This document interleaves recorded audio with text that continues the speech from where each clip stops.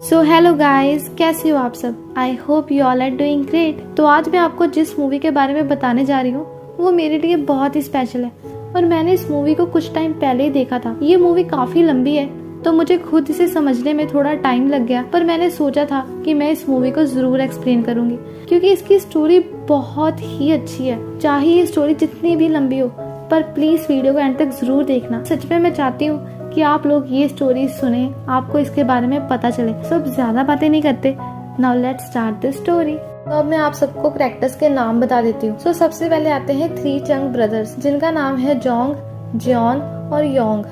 और इनमें से सबसे बड़े हैं जियोन, जो किंग के एडवाइजर हैं और वो बहुत ही इंटेलिजेंट है और वो कन्फ्यूशनिज्म और वेस्टर्न लर्निंग दोनों में बिलीव करते हैं। दूसरे नंबर पर आते हैं जोंग, जो सिर्फ जीसस को मानते हैं। और सबसे छोटा ब्रदर है योंग, जो ना तो क्रिश्चियनिटी के खिलाफ है और ना ही अपने कल्चर के। और इसके बाद आता है चांग, जो एक फिशरमैन है। ये सारी स्टोरी मेनली जॉन और चांग की है। इस मूवी में ना कुछ वर्ड्स यूज होंगे जिनका मतलब मैं पहले ही आपको बता देती हूँ।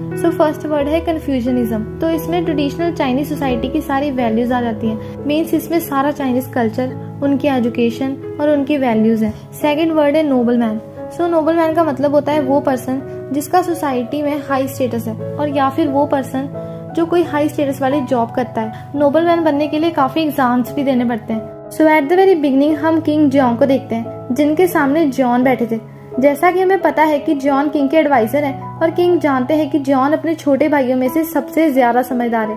किंग को पता है कि सोसाइटी के बहुत सारे लोग क्रिश्चियनिटी के खिलाफ है और ये 3 चंग ब्रदर्स क्रिश्चियनिटी में बिलीव करते हैं। तो वो जॉन से कहते हैं कि मुझे तुम्हारी फैमिली के वेस्टर्न लर्निंग सीखने से कोई प्रॉब्लम नहीं है, पर दूसरे लोग इस बात के लिए कभी राजी नहीं होंगे। तो क्या तुम्हें पता है एडवाइजर का सबसे जरूरी काम क्या है? और वो है सर्वाइवल।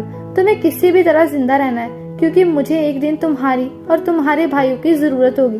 किंग की इस बात के पीछे एक बहुत ही बड़ा रीजन था जो उस समय जॉन समझ गए थे। जितनी देर तक किंग जॉन जिंदा थे, चंग ब्रदर्स के खिलाफ जाने की किसी की भी हिम्मत नहीं थी। तो अब किंग की डेथ हो चुकी है और उनका बेटा किंग बन गया है। और किंग के मरते ही उनकी वाइफ ने चंग ब्रदर्स को बंदी बनाने का ऑर्डर दे दिया क्योंकि सारे लोग और पैलेस के ऑफिसर्स क्रिश्चियनिटी के खिलाफ थे और अब तक वो सिर्फ किंग की वजह से चुप थे। तीनों भाइयों को कोर्ट में लाया जाता है। जोंग सबके सामने कहते हैं कि मेरे लिए कैथोलिक ही सबसे बड़ा सच है और मुझे बस यही रिग्रेट है कि मेरे 2 भाई इस सच को देख नहीं पा रहे। योंग का कहना था कि ना ही वो किंग को धोखा दे सकता है और ना ही अपने भाइयों को। इसके बाद जॉन कहते हैं कि जो भी लोग वेस्टर्न लर्निंग सीख रहे हैं वो सारे मेरे दुश्मन हैं और आप मुझे कुछ ऑफिसर्स दीजिए तो मैं इन सारे कैथोलिक्स को मार दूंगा। अब आप सब सोच रहे होंगे कि जॉन भी तो अपने भाइयों की तरह क्रिश्चियनिटी में बिलीव करता है, तो फिर उसने ऐसी बातें क्यों की? तो अगर आप सबको याद है कि स्टार्टिंग में किंग ने जॉन से कहा था कि तुम्हें किसी भी हालत में जिंदा रहना है क्योंकि तुम अपने भाइयों में से सबसे ज्यादा समझदार हो। तो बस इसीलिए जॉन ने ये सारा झूठ बोला ताकि उसकी जान बच सके। जॉन को मारने के बाद अब बारी आती है योंग की, जिसे बचाने के लिए जॉन उन सबसे कहते हैं कि आप सबको पता ही है कि मेरे ब्रदर योंग ने पहले वाले किंग के सामने क्रिश्चियनिटी छोड़ने की कसम खाई थी और फिर भी आप उसे मारना चाहते हो। इससे तो यही पता चलता है कि तुम सब पहले वाले किंग की विरासत को खत्म करना चाहते हो। और तुम्हें क्या लगता है कि लोगों को तुम्हारे असली इंटेंशंस का पता नहीं चलेगा? बस इसीलिए ये ऑफिसर्स डिसाइड करते हैं कि जॉन और योंग को मारने की बजाय हम उन्हें वनवास पर भेज देते हैं। तो अब ये सब डिसाइड करते हैं कि योंग को कांगजिन कंट्री और योन इंटेलिजेंट है तो उसे ब्लैक माउंटेन भेजा जाएगा, जो एक आइलैंड है, क्योंकि इनके अकॉर्डिंग जॉन ज्यादा डेंजरस है। जाने से पहले जॉन अपने छोटे भाई योंग से कहते हैं कि हमें ज्यादा से ज्यादा कोशिश करनी है जिंदा रहने की, और फिर इन दोनों के रास्ते अलग हो जाते हैं। तो अब हम चांग को देखते हैं जो ब्लैक माउंटेन पर ही रहता है। चांग दूसरे आदमी पर गुस्सा कर रहा था क्योंकि वो सभी लोगों से ज्यादा टैक्स लेते थे। तो वो आदमी चांग से कहता है कि हम तो बस गवर्नर का ऑर्डर फॉलो कर रहे हैं। तो चांग उससे पूछता है कि गवर्नर यहाँ क्या कर रहा है? तो वो आदमी बताता है कि कोई स्पेशल पर्सन आने वाला है, तो शायद वो उसका स्वागत करने आए हैं। उसी समय जॉन बोट से ब्लैक माउंटेन पहुंच जाते हैं। सभी लोग आपस में जॉन के बारे में बातें कर रहे थे कि ये एक नोबलमैन है और इसका भाई भी कांगजिन कंट्री में वनवास काट रहा है। सबको इतना सब इसलिए पता था क्योंकि चंग ब्रदर्स बहुत ही फेमस हैं। गवर्नर सबसे कहता है कि जॉन एक गद्दार है, तो कोई भी इसे ज्यादा प्यार से पेश नहीं आएगा। तो अब कौन इसे अपने घर पर रखेगा? पहले तो सब रेडी हो जाते हैं, पर जब गवर्नर कहता है कि मुझसे और पैसे मांगने मत आना, तो ये सुनकर सब चुप हो जाते हैं क्योंकि गवर्नर हमेशा रोता ही रहता था क्योंकि यहाँ पर सब बहुत ही गरीब है। सब लोग मिसेस गैगियो से कहते हैं क्यों ना आप जॉन को अपने घर रख लें, मिसेस गैग्यो अकेली रहती है क्योंकि शायद उनके हस्बैंड की डेथ हो चुकी थी। गवर्नर मिसेस गैग्यो को जॉन को अपने साथ ले जाने को बोलते हैं। मिसेस गैग्यो बहुत ही अच्छी तरह जॉन का स्वागत करती हैं और जॉन को उनका बनाया हुआ खाना भी बहुत पसंद आता है। मिसेस गैग्यो जॉन को बताती हैं कि ये फिशेस चांग ने पकड़ी हैं और वो बहुत ही इंटेलिजेंट है और हर समय वो बुक्स ही पढ़ता रहता है। तो अब हम चांग का घर देखते हैं जहाँ पर सिर्फ वो और उसकी मॉम रहती है। चांग की मॉम उस पर गुस्सा करती है कि तुम क्या हर समय बुक्स ही पढ़ते रहते हो, क्या ये हमारा पेट भरेगी? और तुम्हारे फादर अभी जिंदा है तो हम उनके पास चलते हैं। चांग कहता है कि अब इस फैमिली का हेड मैं हूँ और मेरे लिए सिर्फ आप जरूरी हो। नेक्स्ट डे चांग अपनी डेली रूटीन के अकॉर्डिंग फिशेस पकड़ने निकलता है और उसे रास्ते में एक लड़की मिलती है जिसका नाम है बॉकरॉय। चांग और बॉकरॉय बचपन के फ्रेंड्स हैं पर पता नहीं क्यों ये हमेशा ही लड़ते रहते हैं। इसके बाद चांग जॉन से मिलता है पर इन दोनों में ज्यादा बातें नहीं होती। वहाँ से निकलने के बाद जॉन को मिसेस गैग्यो मिलती हैं जो पाइन ट्रीज के पेड़ों को उखाड़ रही थी। जॉन उसे पूछते हैं कि तुम ऐसा क्यों कर रही हो। मिसेस गैग्यो ने बताती है कि अगर ये पौधे बड़े हो गए तो गवर्नर हमें इन्हें हाथ तो लगाने देगा नहीं पर उल्टा हमसे टैक्स लेगा, तो इसीलिए मैं ऐसा कर रही हूँ। पर आप क्या इसके लिए किंग से रिक्वेस्ट नहीं कर सकते? जॉन कहते हैं कि एक गद्दार किंग को अपील कैसे लिखे।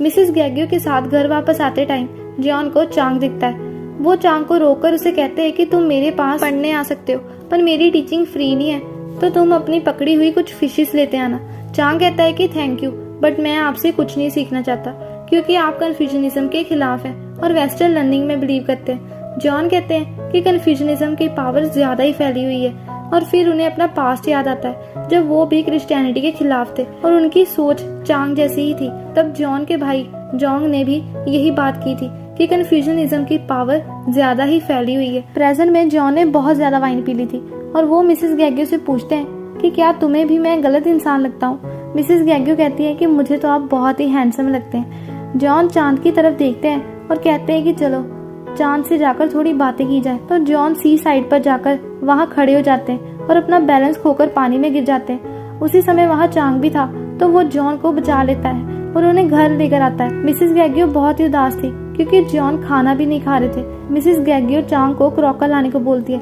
पर चांग जॉन के लिए एक ऑक्टोपस लाता है क्योंकि ऑक्टोपस से बॉडी में जान आती है। मिसेस गैग्यो जॉन के लिए खाना बनाकर लाती है पर वो फिर से मना कर देते हैं तो मिसेस गैग्यो उन्हें 3 चम्मच खाने को बोलती है। जॉन को खाना इतना टेस्टी लगता है कि वो 3 की बजाय 5-6 चम्मच खा लेता है। मिसेस गैग्यो ने बताती है कि ये ऑक्टोपस चांग ने पकड़ा है। जॉन कहते हैं कि इस लड़के ने तो 2 बार मेरी जान बचाई है। नेक्स्ट सीन में चांग भागता हुआ एक आदमी के पास जाता है जिससे चांग ने एक बुक मंगवाई थी। बुक देखकर चांग बहुत ही खुश हो जाता है। घर पर जॉन मिसेस गैग्यो को बताते हैं कि अब मैं पाइन ट्री की टैक्स प्रॉब्लम के बारे में लिख रहा हूँ जिसके बारे में आपने मुझे बताया था, सो थैंक्स फॉर इंस्पिरेशन। तभी वहाँ से चांग गुजरता है। जॉन आवाज लगाते हैं। चांग रुकता है और अपनी बुक छुपा लेता है। जॉन उसे पूछते हैं कि ये कौन सी बुक है। चांग उन्हें बताता है कि इस बुक का नाम द ग्रेट लर्निंग है। जॉन उसे पूछते हैं कि क्या तुम खुद इसे पढ़ पाओगे। चांग कहता है कि आपको फिक्र करने की कोई जरूरत नहीं है। जॉन उसे पूछते हैं कि तुम इतना क्यों पढ़ते रहते हो, वैसे भी लोअर क्लास के लोग नेशनल एग्जाम नहीं दे सकते। चांग कहता है कि मैं एक अच्छा इंसान बनने के लिए पढ़ता हूँ पर आपने तो गलत पढ़ाई की और ठीक से कन्फ्यूजनिज्म भी नहीं पढ़ा, इसीलिए आपको ये पनिशमेंट मिली। ये सुनकर जॉन को गुस्सा आ जाता है और वो कहते हैं कि मैंने ईस्टर्न क्लासिक की 4 कैटेगरीज में मास्टर की है और तुम मुझे लेक्चर दे रहे हो। इसके बाद चांग वहाँ से चला जाता है। मिसेस गैग्यो जॉन को बताती है कि चांग के फादर नोबलमैन है और वो नाजो शहर में मैजिस्टर है। दरअसल काफी साल पहले चांग के फादर यहाँ आए थे और तब वो चांग की मदर से मिले जो लोअर क्लास की है और फिर चांग पैदा हुआ पर चांग के फादर ने इन्हें छोड़ दिया। जब चांग छोटा था तो वो इन्हें चावल वगैरह भेजते थे और मिलने भी आया करते थे पर अब 10 सालों से वो यहाँ नहीं आए। अपने घर पर चांग द ग्रेट लर्निंग बुक पढ़ने की कोशिश कर रहा था पर उससे कुछ समझ नहीं आ रहा था। तभी बाहर से कुछ आवाजें आती हैं जहाँ पर गवर्नर के आदमी एक औरत के घर से उसका सामान ले जा रहे थे क्योंकि इस लेडी ने टैक्स नहीं पे किया था। दूसरी तरफ गवर्नर अपने आदमियों पर गुस्सा करता है कि ये सब क्या उठा लाए हो, इनका मैं क्या करूँगा, मुझे तो अभी गवर्नमेंट को टैक्सेस पे करने हैं और मेरे खर्चों का क्या होगा। दूसरी तरफ चांग को बॉकरॉय के घर से आवाज आती है जहाँ पर बॉकरॉय के फादर टैक्सी से दुखी होकर सुसाइड करने वाले थे। तो चांग जल्दी से उन्हें नीचे उतारता है और बॉकरॉय से पूछता है कि क्या हुआ। तो वो बताती है कि मेरा भाई 3 साल पहले मर गया था पर ये लोग अभी भी हमसे उसका टैक्स लेते हैं। चांग कहता है कि मैं अभी जाकर गवर्नर को कंप्लेन करता हूँ। चांग गवर्नर के पास जाकर उन्हें काफी बातें सुनाता है तो गवर्नर उसे सजा देते हैं और बंद भी कर देते हैं। चांग की मॉम मिसेस गैग्यो के पास आकर बैठी थी और चांग के लिए बहुत ही परेशान थी। जॉन कहते हैं कि यही टाइम है उसे फेवर लौटाने का। तो नेक्स्ट सीन में वो गवर्नर के पास जाते हैं और उसे चांग को छोड़ने को बोलते हैं, पर गवर्नर मना कर देता है। जॉन गवर्नर को एक लेटर देते हैं और उसे बताते हैं कि मैंने ये लेटर काउंसिल को लिखा है। पहले जब मैं डिफेंस डिपार्टमेंट का हेड हुआ करता था तब काउंसिल के साथ मेरा बहुत ही अच्छा रिलेशन था। मैंने तुम्हारी तरफ से लेटर में बहुत कुछ अच्छा लिखा है और मुझे यकीन है कि ये देखकर वो बहुत ही खुश हो जाएंगे। ये सुनते ही गवर्नर जॉन को रिस्पेक्ट देने लगता है और चांग को छोड़ भी देता है। इसके बदले में चांग जॉन के लिए स्टिंगरे पकड़ कर लाता है। जॉन का स्केट खाने का मन था तो चांग उन्हें बताता है कि इसका टेस्ट भी बहुत अच्छा होता है और फिर चांग जॉन को स्टिंगरे के बारे में और भी बहुत कुछ बताता है, जिससे जॉन इम्प्रेस हो जाते हैं और चांग से पूछते हैं कि तुम्हें फिशेस के बारे में इतना सब कैसे पता और क्या तुमने ये किसी बुक से पढ़ा है। चांग कहता है कि मैं इन सबको खुद पकड़ता हूँ तो बस इसीलिए मुझे ये सब पता है, और वैसे भी क्यों कोई इस तरह की बुक लिखेगा, मुझे नहीं लगता कि इसकी कोई जरूरत है। नेक्स्ट सीन में योंग का एक स्टूडेंट जॉन से मिलने आता है, जिसके हाथ में योंग ने अपना एक लेटर भेजा था और अपनी लिखी हुई बुक का एक ड्राफ्ट भी। योंग चाहते थे कि उनका बड़ा भाई जॉन उनकी लिखी हुई बुक को चेक करे और उसकी गलतियां सुधारे और अपना फीडबैक दे। जॉन भी स्टूडेंट के हाथ में अपने छोटे भाई योंग के लिए एक लेटर भेजते हैं, जिसमें वो लिखते हैं कि मैं भी एक बुक लिख रहा हूँ पाइन ट्रीज की टैक्स प्रॉब्लम पर, और अब से मैं मैराइन लाइफ पे भी स्टडी करूंगा और उस पर भी एक बुक लिखूंगा। मैं यहाँ पर एक लड़के से मिला हूँ जिसे फिशेस के बारे में बहुत ही नॉलेज है। उसे देखकर मुझे ऐसा लगा कि मुझे ह्यूमंस के बारे में इतनी नॉलेज नहीं है जितनी उसे फिशेस के बारे में, तो अब से मैं ह्यूमंस के बारे में नहीं ऑब्जेक्ट्स के बारे में पढ़ूंगा। जॉन भागकर चांग के पास जाते हैं और उसे बताते हैं कि अब से मैं मैराइन लाइफ के बारे में पढ़ूंगा और उस पर एक बुक भी लिखूंगा। चांग कहता है कि मुझे नहीं लगता कि मैं इसमें आपकी कोई मदद कर पाऊंगा। रात को फिर से चांग द ग्रेट लर्निंग बुक को पढ़ने की कोशिश करता है, पर वो एक ही लाइन पर अटका हुआ था क्योंकि उसे समझ ही नहीं आ रहा था। सो नेक्स्ट डे चांग फिर से जॉन से मिलता है। जॉन उसे कहते हैं कि हम एक दूसरे की मदद करते हैं, तो मेरी बुक नॉलेज ले लो और मैं तुम्हारी फिश नॉलेज ले लेता हूँ। तो चांग मान जाता है। चांग जॉन को द ग्रेट लर्निंग बुक दिखाता है और एक लाइन को ट्रांसलेट करने को बोलता है। जॉन बहुत ही आसानी से लाइन को ट्रांसलेट कर देते हैं और अब चांग जॉन से रिक्वेस्ट करता है कि प्लीज आप मेरे मास्टर बन जाओ। जॉन मान जाते हैं और उसे सिखाने लगते हैं। सो अब बारी आती है जॉन के सीखने की। चांग जॉन को अपनी बोट पर ले जाता है और एक स्नैपर फिश पकड़ता है। चांग जॉन को बताता है कि स्नैपर जेली फिश खाती है और जेली फिशेस गर्मी के मौसम में पाई जाती है। जॉन ये सब लिखते जाते हैं और चांग से और भी बहुत सारे सवाल करते हैं। तो इसके बाद जॉन जल्दी से घर आते हैं क्योंकि कोई उनसे मिलने आया था। ये लड़का योंग का ही एक स्टूडेंट है और वो योंग का लेटर लाया था जिसमें योंग ने अपने भाई जॉन को थैंक यू बोला था क्योंकि जॉन ने योंग की बुक पर उसका फीडबैक दिया था जो योंग को बहुत ही पसंद आया था। नेक्स्ट डे जॉन मिसेस गैग्यो को कुछ पैसे देते हैं जो योंग ने भेजे थे। मिसेस गैग्यो ने लेने से इनकार कर देती है तो जॉन उन्हें कहते हैं कि अगर तुमने ये पैसे नहीं लिए तो मैं कहीं और रहने चला जाऊंगा और इन पैसों से तुम अपने लिए कुछ गहने खरीद लेना या फिर कुछ और ले लेना, जो तुम्हारी मर्जी हो।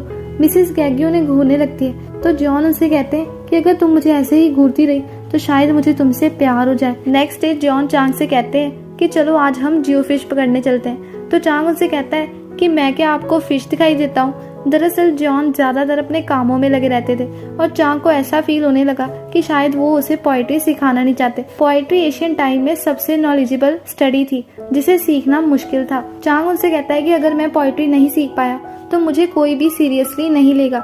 जॉन चांग से पूछते हैं कि क्या तुम इस दुनिया में सफल होने के लिए पढ़ाई कर रहे हो, पर तुम्हें पता है ना कि लोअर क्लास वाले लोग नेशनल एग्जाम नहीं दे सकते, और तुम्हें क्या लगता है कि बुक्स को याद करके तुम पोएट्री सीख जाओगे। और जॉन उस पर और भी बहुत ज्यादा गुस्सा करते हैं। चांग गुस्से में वहाँ से चला जाता है और घर आकर तैयार होने लगता है। उसकी मॉम उससे पूछती है कि तुम कहाँ जा रहे हो, पर वो कुछ भी नहीं बोलता। चांग अपने फादर के पास आता है और उनसे कहता है कि मैं भी अब एक नोबल मैन बनना चाहता हूँ, तो प्लीज आप मुझे अडॉप्ट कर लीजिए ताकि मैं नेशनल एग्जाम दे सकूं। चांग के फादर से पूछते हैं कि अब तक तुमने कितना पढ़ लिया। चांग उन्हें बताता है कि मेरी 4 बुक्स बस कंप्लीट ही होने वाली है। तो उसके फादर उसे कहते हैं कि मुझे लगा था कि तुमने सारी बुक्स कंप्लीट कर ली होंगी, पर अब तक तुम इतना भी नहीं कर पाए। और इसके बाद चांग वहाँ से वापस आ जाता है और वो जिस बोट पर था उन लोगों को पानी में एक ग्लोब मिलता है जिसके बारे में किसी को भी पता नहीं था क्योंकि ये एक वेस्टर्न चीज है। जॉन चांग से बात करने की कोशिश करते हैं पर वो उन्हें इग्नोर कर देता है। जॉन इस ग्लोब को लेकर चांग के पास आते हैं। जॉन चांग को ग्लोब के बारे में बहुत कुछ बताते हैं जिससे चांग की क्यूरियोसिटी फिर से जाग जाती है। जॉन उसे पूछते हैं कि क्या तुम कन्फ्यूजनिज्म के साथ साथ कुछ और चीजें नहीं सीखना चाहते। चांग उनसे कहता है कि कन्फ्यूजनिज्म ही इतनी टफ है कि मैं और कुछ कैसे सीख सकता हूँ। जॉन कहते हैं कि तुम दोनों एक साथ सीख सकते हो, क्योंकि कन्फ्यूजनिज्म और वेस्टर्न लर्निंग एक दूसरे के दुश्मन नहीं बल्कि फ्रेंड्स हैं, और जितना तुम अपने फ्रेंड के बारे में सीखोगे उतना ज्यादा ही तुम खुद को समझ पाओगे। इन बातों का चांग पर बहुत ही गहरा असर हुआ और वेस्टर्न लर्निंग को लेकर उसकी सोच बदल गई। नेक्स्ट डे चांग फिशिंग करने गया और एक बहुत बड़ी जियो फिश पकड़ कर लाया, जिसके बारे में जॉन जानना चाहते थे। तो अब चांग जॉन को जियो फिश के बारे में बताता है और मिसेस गैग्यो इन सब के लिए कॉर्न्स लेकर आती है। जॉन चांग से तारीफ करते हुए कहते हैं कि तुम्हारी यहाँ कॉर्न्स की काफी अच्छी वैरायटी है। तो मिसेस गैग्यो उनसे कहती है कि सॉइल ज्यादा इम्पोर्टेंट होती है और मैंने इन्हें अच्छी तरह फर्टिलाइज किया है। और मिस्टर जॉन, मुझे लगा था कि आप दूसरों से अलग है, पर आप भी उन सब जैसे निकले। जॉन उनसे कहते हैं कि मैं समझा नहीं। तो अब मिसेस गैग्यो पूरी बात एक्सप्लेन करती है कि कैसे लोग सिर्फ एक बीज की ही परवाह करते हैं, फील्ड की तो कोई परवाह ही नहीं करता। तो इन सारी बुक्स को पढ़ने का क्या फायदा अगर लोग आज भी सिर्फ फादर को ही ज्यादा इम्पोर्टेंस देते हैं और मदर के बारे में कोई सोचता ही नहीं जो एक बच्चे को जन्म देती है। चांग मिसेस गैग्यो से कहता है कि फादर से ही तो हमारा अस्तित्व होता है। मिसेस गैग्यो गुस्सा हो जाती है और उससे कहती है कि तुम्हारे इतना स्टडी करने का क्या फायदा। तुम सभी लड़कों को अपनी मदर्स की वैल्यू करनी चाहिए, सभी आदमियों को औरतों की इज्जत करनी चाहिए। जॉन मिसेस गैग्यो से कहते हैं कि मैं आज आपसे बहुत कुछ सीख रहा हूँ, आप सिर्फ अच्छी ही नहीं बहुत समझदार भी है। चांग घर जाता है और किचन में काम करने लगता है। तो उसकी मॉम उससे पूछती है कि तुम्हें क्या हो गया, तुम तो हमेशा ये कहते थे कि आदमियों को किचन में काम नहीं करना चाहिए। इसके बाद चांग दूसरी लेडी और बोक रोई को भी पढ़ाने लगता है, जिस पर उस लेडी का हस्बैंड उस पर गुस्सा करता है और इन दोनों में बहस शुरू हो जाती है। ये लेडी अपने हस्बैंड पर वीड मारती है जो गवर्नर को लग जाती है। गवर्नर लेडी पर गुस्सा करता है कि ये कैसा तरीका है अपने हस्बैंड से बात करने का। और किसी महान पुरुष ने भी कहा है कि एक इंटेलिजेंट औरत अपने हस्बैंड की पूजा करती है। इस पर चांग कहता है कि मुझे नहीं लगता कि ये बात सही है, क्योंकि असल में ये कहा गया है कि एक इडियट हस्बैंड अपनी वाइफ से डरता है और एक इंटेलिजेंट वाइफ अपने हस्बैंड की रिस्पेक्ट करती है। पर असल में यहाँ तो ये इडियट हस्बैंड अपनी वाइफ से डरता ही नहीं, तो फिर इंटेलिजेंट वाइफ अपने इडियट हस्बैंड की रिस्पेक्ट क्यों करे। गवर्नर चांग पर गुस्सा करके वहाँ से चले जाते हैं। दूसरी तरफ सब लोग चांग की बातों से इतने इम्प्रेस हो गए थे कि वो जॉन के पास आकर रिक्वेस्ट करते हैं कि क्या वो उनके बच्चों को भी सिखा सकते हैं। तो चांग वहाँ आकर जॉन से कहता है कि हमें शायद एक स्कूल ओपन कर लेना चाहिए। जॉन चांग से कहते हैं कि अब ये तुम्हारी जिम्मेदारी है, तुम इन सबको सिखाओ। ये सुनकर चांग बहुत ही खुश होता है और एक स्कूल ओपन कर लेता है। वो सब बच्चों को सिखाता है कि एक फादर हमारी बॉडी बनाते हैं पर एक माँ हमें बड़ा करती है। तो सब बच्चे चांग से पूछते हैं कि हम चाइनीज कैरेक्टर क्यों नहीं सीख रहे। चांग उन्हें बताता है कि कुछ चीजें चाइनीज कैरेक्टर सीखने से भी ज्यादा इम्पोर्टेंट है। इस बार जब चांग बोकरोई से मिलता है तो वो बोकरोई की तारीफ करता है और उसे शादी के लिए प्रपोज भी कर लेता है। अब इन दोनों में कुछ खट्टी मीठी मोमेंट्स बने लगती है और फाइनली इन दोनों की शादी हो जाती है। गवर्नर जॉन को बात करने के लिए बुलाते हैं और वो उनसे कहता है कि 2 साल हो गए काउंसिल को लेटर लिखे हुए, पर अब तक उनका रिप्लाई नहीं आया। मुझे तो लगता है कि उनका ट्रांसफर हो गया है, तो अब से आप इस घर के बाहर कदम नहीं रखोगे। जॉन उनसे कहते हैं कि अभी मुझे आइलैंड के पास बहुत काम है, तो प्लीज तुम ऐसी बातें मत करो। गवर्नर जॉन को एक लेटर देता है रीड करने के लिए, क्योंकि गवर्नर को खुद पढ़ना लिखना नहीं आता था और वो रिश्वत देकर गवर्नर बना था। जॉन लेटर रीड करके बताते हैं कि न्यू काउंसिल मेरे बारे में पूछ रहे हैं क्योंकि वो मेरे फ्रेंड थे, तो अगर तुम्हें कोई रिक्वेस्ट करनी है तो मुझे बता दो क्योंकि मैं उन्हें रिप्लाई करने वाला हूँ। गवर्नर रोने लगता है और कहता है कि प्लीज मुझे यहाँ से निकलने में हेल्प करो। नेक्स्ट सीन में हम देखते हैं कि मिसेस गैग्यो और जॉन का बेबी हो चुका था और बोकरोई भी प्रेग्नेंट थी। चांग और जॉन एक दूसरे को आज भी पहले की तरह ही सिखा रहे थे। तो अब चांग और बोकरोई और जॉन और मिसेस गैग्यो इन चारों के बच्चे थोड़े बड़े हो गए थे और चांग को बाय बोल रहे थे, जो जॉन का लेटर लेकर योंग के पास जा रहा था। लेटर में जॉन ने लिखा था कि मैं अपनी बुक का नाम क्या रखूं, ब्लैक माउंटेन या फिर मेराइन ट्रीटीज। मेरे स्टूडेंट चांग ने मुझसे कहा है कि मैं नेगेटिव टर्म ब्लैक माउंटेन की जगह दिस माउंटेन वर्ड यूज करूं। जॉन ने चांग की और भी बहुत सारी तारीफ की थी। चांग योंग से पूछता है कि आप एक मॉन्क के साथ टेंपल में क्यों बैठे हो। मॉन्क कहता है कि मैं योंग का ही एक स्टूडेंट हूँ और वो उन्हें एक पोइम सुनाते हैं। योंग चांग से कहते हैं कि क्यों ना तुम भी पोइट्री करो, मैं जानना चाहता हूँ कि मेरे भाई ने तुम्हें क्या सिखाया। चांग कहता है कि मैंने कभी ट्राई नहीं किया और शायद ऐसा करके मैं अपने टीचर को एम्बैरेस कर दूं।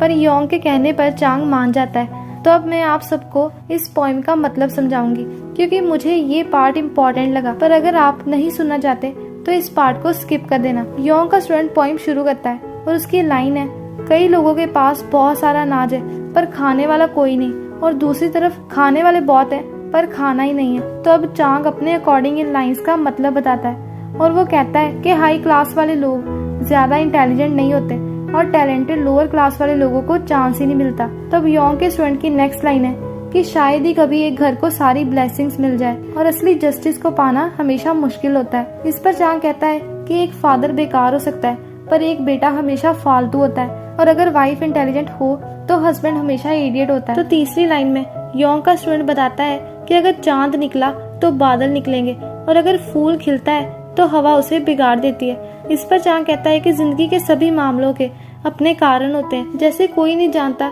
कि आपकी स्माइल क्या दिखाना चाहती है। बस ये सब सुनकर अब इसके आगे योंग के स्टूडेंट को कोई लाइन याद ही नहीं आ रही थी। चांग की पोइट्री सुनकर योंग खुश होकर कहते हैं कि कोई भी अपने बड़े भाई को हरा नहीं सकता। हमारे पुराने किंग ने भी यही कहा था कि बड़ा भाई छोटे भाई से बेहतर है। तो योंग का स्टूडेंट अपने मास्टर योंग से कहता है कि आपने तो इतनी सारी बुक्स लिखी है और आपके भाई ने तो सिर्फ 2 बुक्स लिखी है। तो मोंग कहते हैं कि हाँ, ये अजीब है क्योंकि हमारे टीचर योंग जब भी बुक्स लिखते टाइम अटक जाते हैं तो वो अपने बड़े भाई से पूछते हैं। चांग योंग से पूछता है कि मुझे भी नहीं पता कि वो ज्यादा बुक्स क्यों नहीं लिखते। योंग कहते हैं कि क्यों ना ये तुम उन्हीं से पूछो और वो तुम्हें इसका रीजन जरूर बताएंगे।